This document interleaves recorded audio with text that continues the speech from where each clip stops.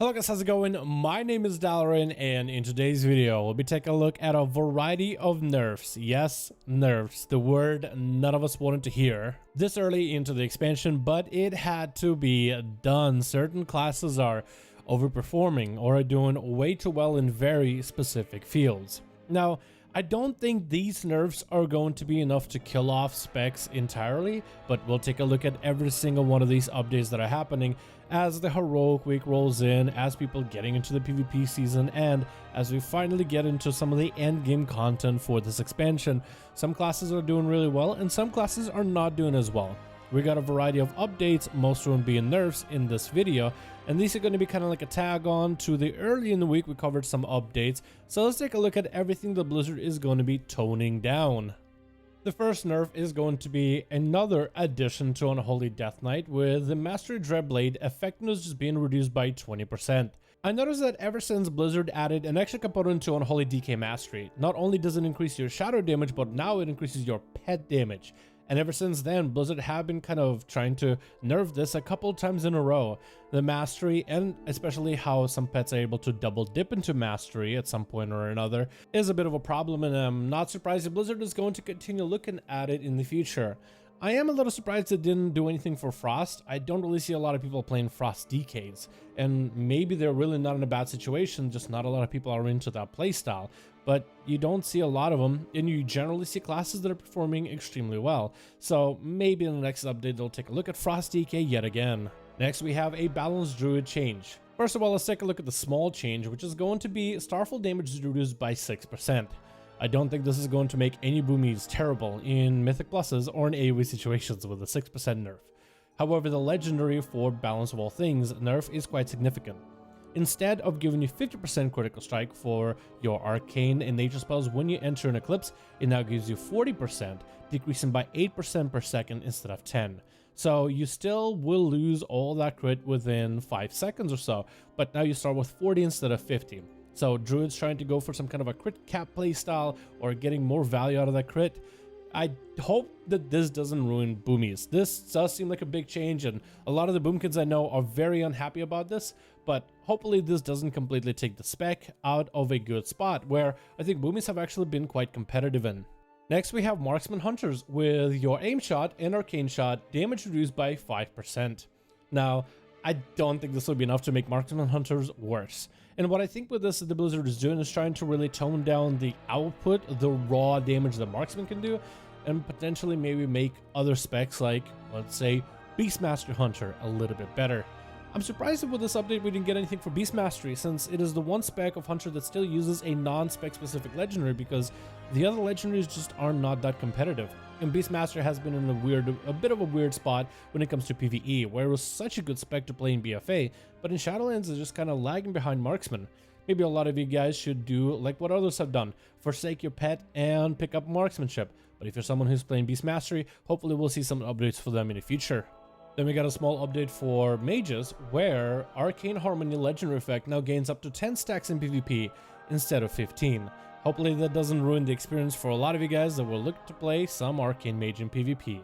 When it comes to monks, we have ourselves a change to Feline Stomp, where it no longer will keep displaying to other players.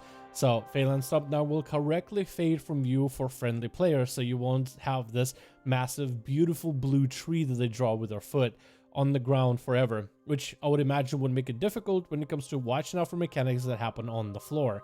And also another bug fix for Mistweaver. I'm pretty sure we're going to see a lot of bug fixes for monks because there were the buggiest spec back in the beta. Now Rogue Boys, brace yourselves, especially if you've been playing Subtlety in PvP, because we got some changes. Reverberation carrying Conduit, so that's going to be a conduit that changes the actual ability, the one you slot into your Soulbind. The Conduit effectiveness is reduced by 50% when engaged with enemy players, was 30, so it's got nerfed. The actual Echo and Reprimand, the Kyrian ability, also have been nerfed by 50%. Yikes. With Assassination, we also have a Night Stalker talent, damage decreased while in stealth. I think maybe Assassination Rogues were cheesing some big Echo and Reprimand, big Kyrian damage, 100% crit with it. Who knows? I'm actually surprised Assassination got a nerf at all. And Subtlety for PvP. Cold Blood, now properly reduced by effects such as Versatility. I wasn't even aware the Cold Blood was going through Versa, so I guess your Cold Blood is going to do slightly less damage. Night Stalker increases damage dealt in Stealth and Shadow Dance by only 8% instead of 12, so that's a 4% nerf as part of the bursty combo that Subtlety were able to do. And Shadow Blades that deal additional 30% increased damage against enemy players instead of 40s with a 10% nerf. It looks like Blizzard is going after rogues at PvP, especially as a Kyrian. And I wonder if this will be enough for players to actually want to swap out of Kyrian. I don't think that's what Blizzard is trying to do.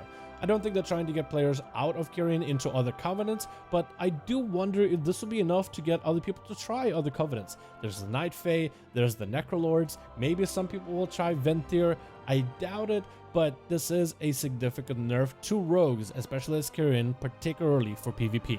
Finally, we have a update for Elemental with Echoes of Great Sundering legendary effect, which is where when you use Earthshock, your next Earthquake will do extra damage. Now you'll have a slightly longer duration for this ability, which I think is a good thing. I always found it on the beta, just kind of trying to go for Earthshock into Earthquake really quickly, and now you can kind of slow down your gameplay and catch that buff when you need it, rather than trying to speed up. So good change by Blizzard. We also have a change to Pelagos in particular. Combat Meditation Soulbind, which gives you a big portion of mastery, is now reduced by 50% in PvP, but duration is increased by 50%. So Blizzard is halving the effectiveness of this mastery buff, but are giving you duration, so you don't lose all the value.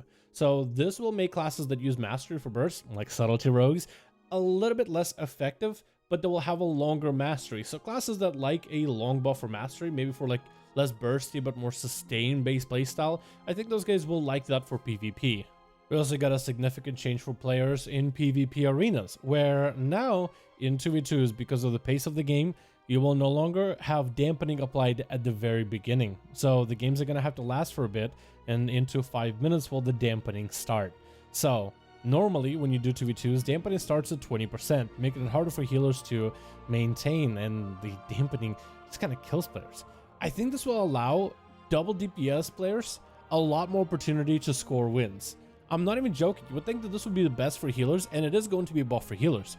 But with so many other classes having extra healing, especially hybrid classes, Shadow Priest, Druids, maybe even Shamans and Paladins, any class that has any kind of hybrid healing will now have ability to actually survive for quite a bit.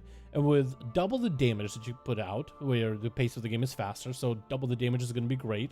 But also the extra self-healing, the extra survivability, but the CC chains on top of it as well, I think could be really good going forward.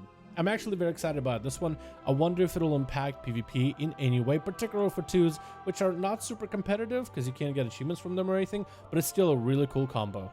We also got a lot of Torghast updates, and for this portion of the video, I will allow you guys to just pause the video when you see your class and when you see your Torghast abilities, because there's just way too many for me to cover all of them.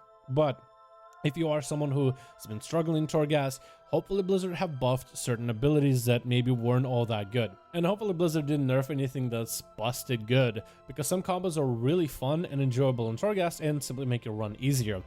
Quite a few people have been struggling with Torghast, and I've already made a video before talking about some of the tips you could use for yourself in order to make Torghast easier. Running with healers and tanks, running with other people that have gear and know what they're doing, clearing full floors, and sometimes it's all about getting lucky with certain anima powers.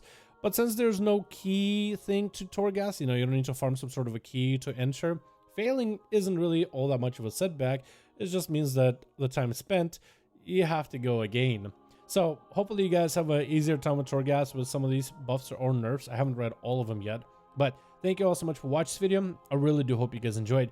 Let me know your thoughts in the comments below. What do you think about these updates and the big Subtlety rogue nerfs that we've gotten today? Thank you all so much for watching. I'll see all of you in the next one.